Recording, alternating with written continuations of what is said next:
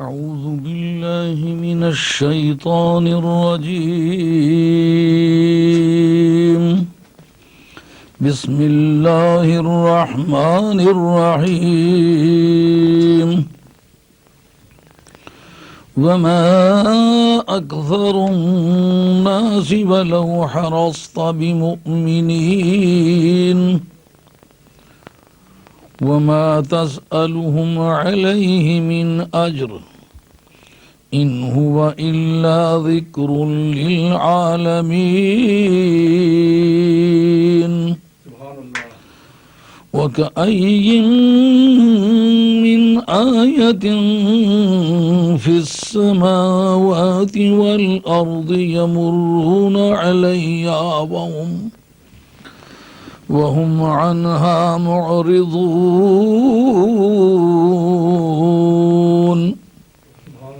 وما يؤمن أكثرهم بالله إلا وهم مشركون أفأمنوا أن تأتيهم غاشية من عذاب الله أو تأتيهم الساعة بغتة وهم لا يشعرون قل هذه سبيلي أدعو إلى الله على بصيرة أنا ومن اتبعني وسبحان الله وما أنا من المشركين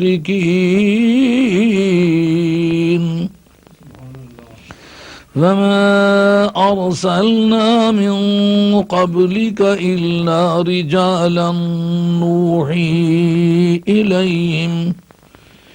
إليهم من أهل القرى أفلم يسيروا في الأرض فينظروا كيف كان عاقبة الذين من قبلهم ولدار الآخرة خير للذين اتقوا أفلا تعقلون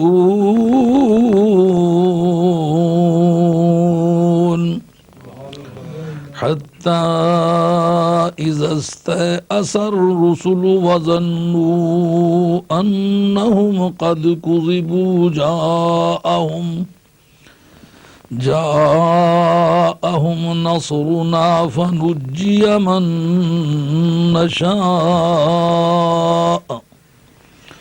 ولا يرد بأسنا عن القوم المجرمين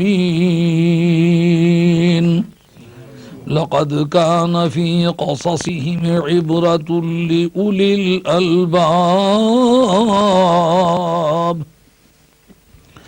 ما كان حديثا يفترى ولكن تصديق الذي بين يديه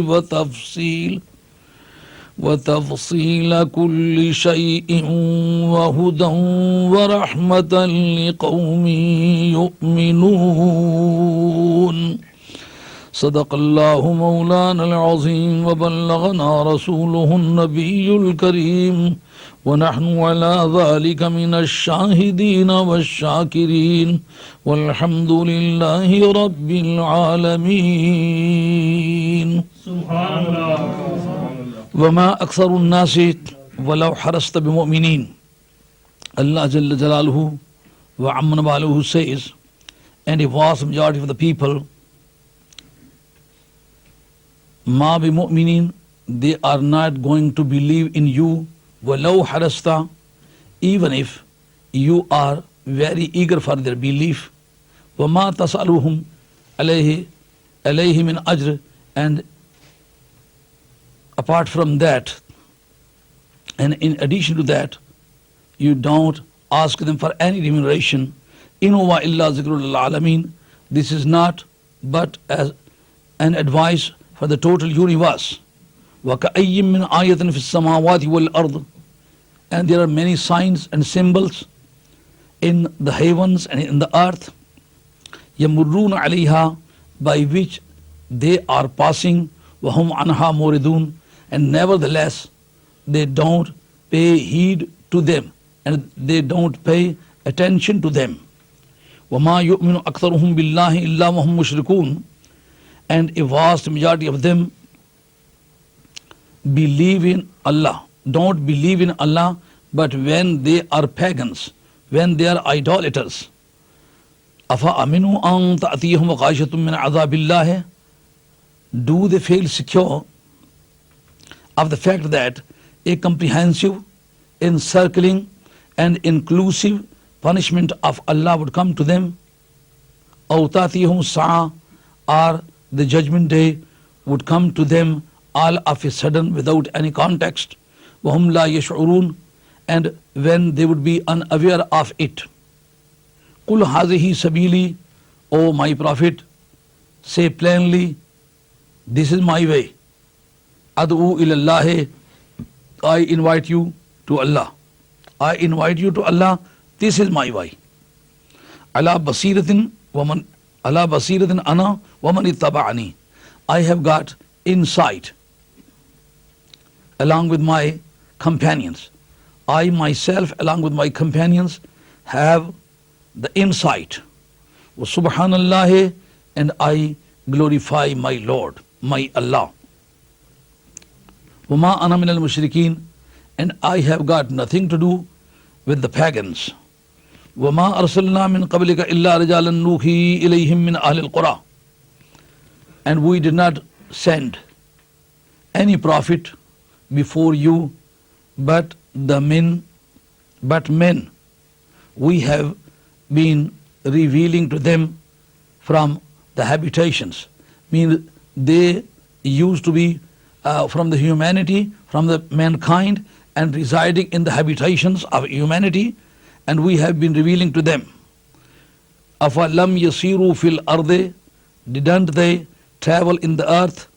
فَيَنْظُرُوا كَيْفَ كَانَ عَاقِبَةُ الَّذِينَ مِنْ قَبْلِهِمْ, and see, didn't they travel in the earth and see how the end of those people before them was?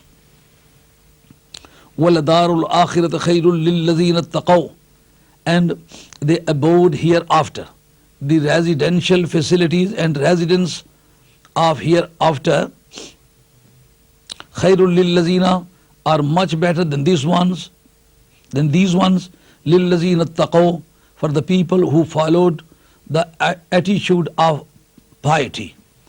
أَفَلَا تَعْقِلُونَ, don't you understand? Even then, حَتَّى إِذَا اسْتَيْأَسَ الرُّسُلُ, the prophets continued to convey the message, preach for the message, until they were disappointed by the attitude of the responsive people. وَظَنُّوا أَنَّهُمْ قَدْ كُذِبُوا, and on the contrary, the addressees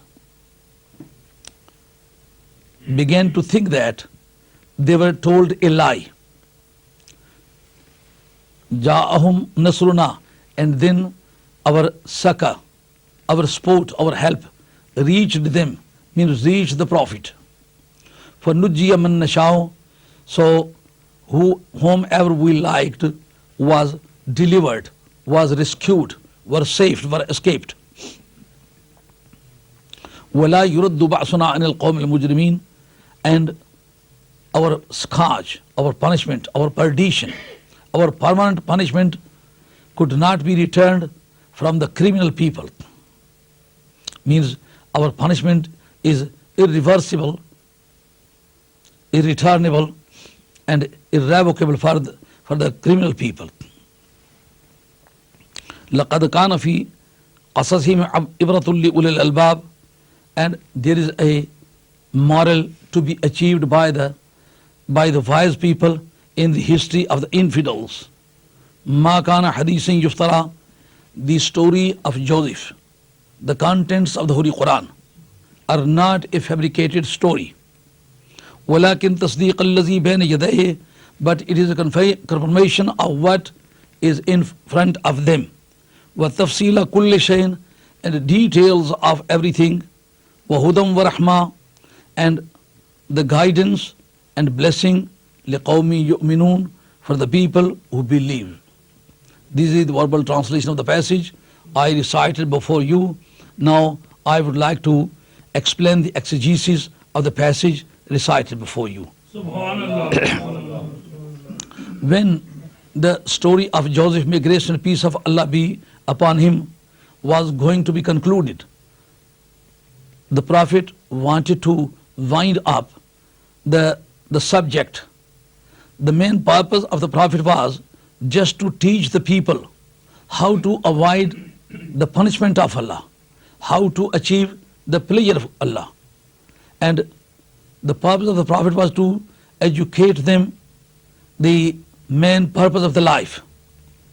And explanation of the story was not main object of the Prophet. But the background which I explained in the beginning of the surah should be revised here just to make the audience to understand. Really, the infidels of Mecca had invited Muhammad Mustafa ﷺ in their special meeting. That special meeting was containing the inter-tribal area and the different type of representative of different tribes also represented their tribes and their clans. And the total aristocrats of the country were also present there. And they arranged the meeting according to the instructions of Jews and Christian scholars. They told them that it would be very difficult for Muhammad sallallahu alaihi wasallam to tell anything accurately about the departure of Canaanian people from Canaan to Egypt, and it would be impossible for him to tell how they resided there and how they got the power, because this material was confined in the books of the Jews and Christians, and it was not disclosed to anybody else, and their books were properly enveloped in their boxes and confined to them. And there was no any source for the communication of the information to Muhammad Mustafa ﷺ. Therefore, they wanted to show the people that he was unaware of the unseen secret. He was not clairvoyant. And it is a great stigma and blemish for the Prophet not to know the unseen secret, because the criterion on which a Prophet was going to be judged was knowledge of unseen secret. It means that from very beginning of life of a human being on the earth, it was a fundamental ideology of human being that a prophet, being a prophet, should know the unseen secret. This is why they conspired the matter with the Jews and the Christians just to check the ability, efficiency and capability of the prophet as a prophet. This is why they invited Muhammad Mustafa ﷺ, and no previous intimation was conveyed to him about the topic, about the agenda of the meeting. The meeting was going to be held under the control of Abu Jahl, who was deadly against Muhammad Mustafa ﷺ, and it was a conspiracy constituted by the different type of the chiefs of the country. And they wanted to check the knowledge of Muhammad Mustafa ﷺ. Therefore, without any context, they invited Muhammad Mustafa ﷺ, though there were many persons to differ with Muhammad Mustafa ﷺ in about the participation in the meeting. But Nabi Kareem ﷺ told them that he knew from Allah what was not known to anybody else. Therefore, he had better go there and participate in the meeting. When he went there, all of a sudden they put the questions about the story of Joseph, may grace and peace of Allah be upon him, means how Israelites migrated from Canaan to Egypt and how they established there and how they got the power. These were the main questions about the Israelites. When Nabi Kareem ﷺ told them the whole story from the top to bottom, and every detail concerning with the ideology or with the legal point or with the moral to be achieved, everything was detailed and explained by Muhammad Mustafa alayhi salatu wasalam, when no corner was left unelucidated, unexplained by Muhammad Mustafa alayhi salatu wasalam. So there was no chance for the infidels to slip away or to get rid of the grip of Muhammad Mustafa alayhi salatu wasalam. Therefore Nabi Kareem alayhi salatu wasalam at the end invited them to Islam, because it was a test put before Muhammad Mustafa alayhi salatu wasalam to be qualified as a prophet. When according to their own established criterion Nabi Kareem alayhi salatu wasalam was qualified as a prophet, they should have believed in Muhammad Mustafa alayhi salatu wasalam. But unfortunately they were so stubborn, they were so obdurate and so stubborn that they were not ready to believe in Muhammad Mustafa alayhi salatu wasalam. This was their obstinacy which prevented them from believing. So Nabi Kareem alayhi salatu wasalam was disappointed by their attitude. Nabi Parvardigar Allah Jalla Jalaluhu wa Amma Nawaluhu satisfies and consoles Muhammad Mustafa alayhi salatu wasalam by saying this one, وَمَا أَكْسَرُ النَّاسِ وَلَوْ حَرَسْتَ بِمُؤْمِنِينَ. O my holy prophet, though you are very eager for their belief, though you don't ask them for any remuneration of your message, means you are very sincere, because fabrication is a habit of a person who gets something when you are not drawing anything from them. You are not going to obtain or to achieve any monetary or any financial benefit from them. So it means that you are very sincere. You are not eager for power. You are not eager for any beautiful woman. You are not eager for any kingdom. So you just want to rescue them, deliver them from the punishment of Allah. So such a sincerity should not be rejected by any intelligent person, but they were very dull person.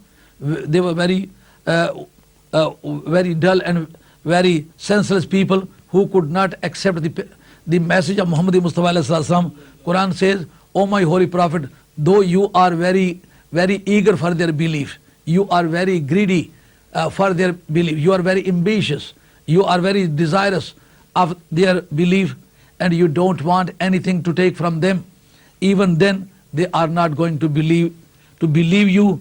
In huwa illa zikrul alameen. O my holy prophet, there is nothing to be worried about. It is not your duty to compel them to embrace Islam. It is not your duty to change them into Muslims. Your duty is to convey the message. You have done your duty. You have discharged your duty. You have executed your obligations. Now you are completely innocent person. You are very conscientious and dutiful person according to our criterion. Therefore you would not be questioned about them whether they embraced Islam or not. In huwa illa zikrul lil alameen. So this is an advice for whole universe. Everybody is addressee in this respect, and everybody would be responsible according to my law, and everybody is liable to be punished if he fails to accept your message. But your duty is just to convey the message. In huwa illa zikrul lil alameen means one cannot be compelled to embrace Islam. There is no compulsion for the embracement of Islam. Here the story of Joseph, may grace and peace of Allah be upon him, was ended here. But the main purpose of total meeting and main purpose of explanation of the total story was just to teach them how to avoid the punishment of Allah, how to achieve the pleasure of Allah, how to succeed in this world and in the next world. Therefore, Nabi Kareem alayhi salatu wasalam resorted to his personal subject, and according to instructions of Allah, he is addressing the people, and address was made according to the statement of Allah Jalla Jalaluhu, وَكَأَيِّم مِّنْ آيَةٍ فِي السَّمَاوَاتِ وَالْأَرْضِ يَمُرُّونَ عَلَيْهَا وَهُمْ عَنْهَا مُورِدُونَ. Oh, my holy prophet, you should believe that they are guilty conscience. They are purposely refusing the fact. This is not fact that they are misunderstood. They are mistaken. but they are quite clear about everything. They know that you are a proper prophet and your message is a truthful message and you have got a real relation with your Lord, and they are knowingly refusing the message. Because وَكَأَيٍّ مِّنْ آيَةٍ فِي السَّمَاوَاتِ وَالْأَرْضِ, there are thousands and thousands of symbols and signs of Allah to be identified by. They can identify Allah Rabbul Izzat, because the height of the mountains is also a symbol. The smiling birds are also a symbol. The blooming flowers are also a symbol. The vastness of the sea is also a sign of Allah. The ratio of water with the dry land is also a sign of Allah. The height of sky and the height of the mountain and proportionate ratio of the jungle with the plain lands is also a sign of Allah. And deposits inside of the sea and the many herbal botanies found on the mountains is also a sign. There are many signs which can be utilized to achieve the moral, but they are intentionally avoiding everything and they are not paying any heed, they are not paying any attention. Otherwise, the total universe is a book of wisdom. Everybody should pay attention and everybody can seek the knowledge from the universe. Quran says, وَمَا يُؤْمِنُ أَكْثَرُهُمْ بِاللَّهِ إِلَّا هُمْ مُشْرِكُونَ. If they believe in Allah, they cannot refute and contradict the idols unless one refutes and contradicts and nullifies all of the deities other than Allah. One cannot be included in the Muslim society. Quran says, إِن سَأَلْتَهُمْ مَنْ خَلَقَ السَّمَاوَاتِ وَالْأَرْضِ. If you put a question about the creation of the universe, they will say, سَيَقُولُنَّ اللَّهُ.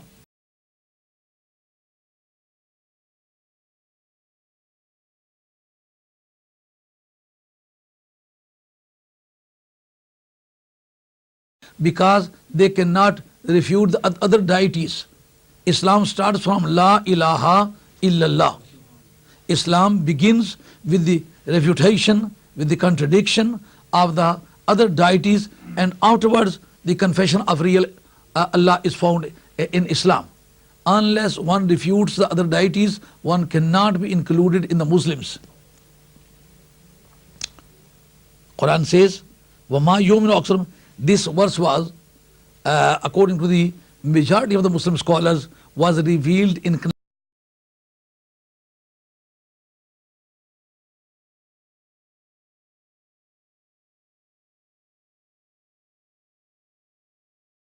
of the universe, and he was sustaining the universe, and he was providing all of the creature with every necessity for the existence and for the improvement. But yet they were not believing in oneness of Allah. On account of their polytheism, they could not be included in the monoists, in the Muslims. Quran says, Afa aminu anta atiyahum ghashiyatu min azabillah. There are two types of information. One is persuasive and the other one is imperative. Here imperative policy is being followed. In the previous verses, Allah said, "In huwa illa zikrul lil alamin," means there is no compulsion for you, whether you believe in Islam or not. But here Quran says, "Afa aminu an tatiyahum ghashiyatun min azabillah."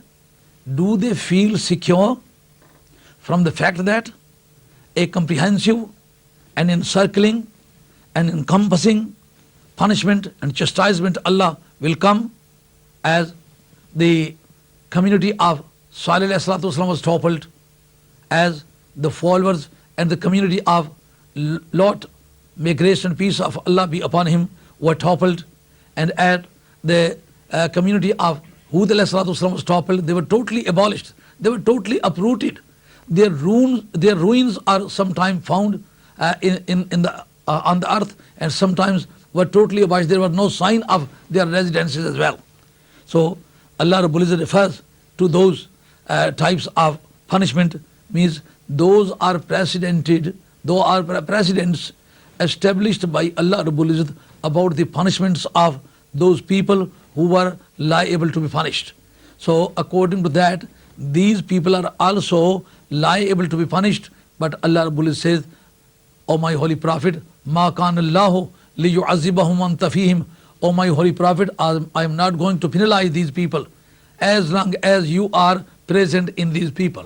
Subhanallah. Subhanallah. Subhanallah. So presence of Muhammad Mustafa alayhi salatu wasalam is a reason of prevention of punishment of Allah.